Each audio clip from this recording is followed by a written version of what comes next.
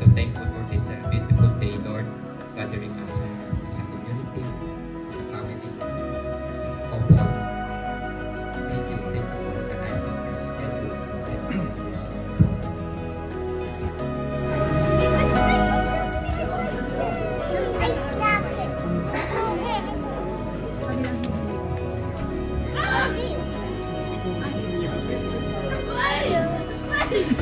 I'm practicing, I don't know.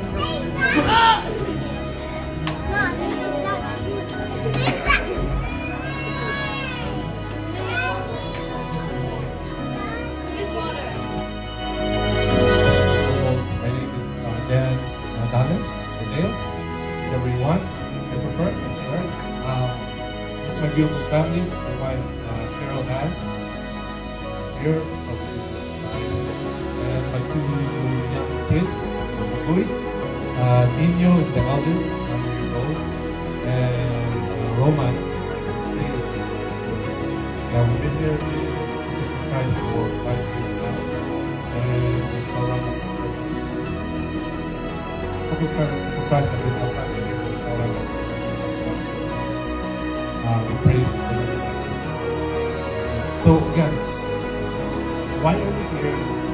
Why do we take time to the Christian Life program? Or it's not very good weather outside, like it's going to be Netflix chill, or a coffee, natin, or even the summer chocolate.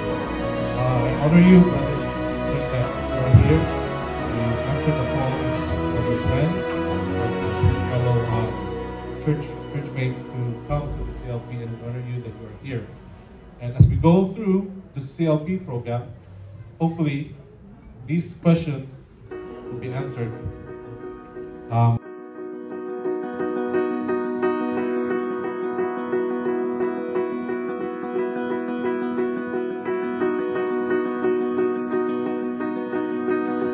Tingnan niyo yung mundo natin ngayon. Is everything good?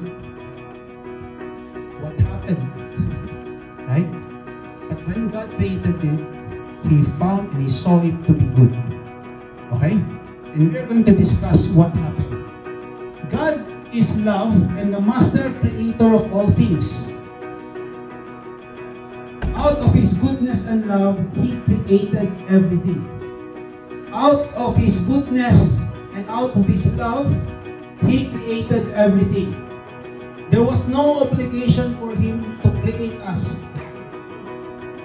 There was no obligation for Him to make all these things.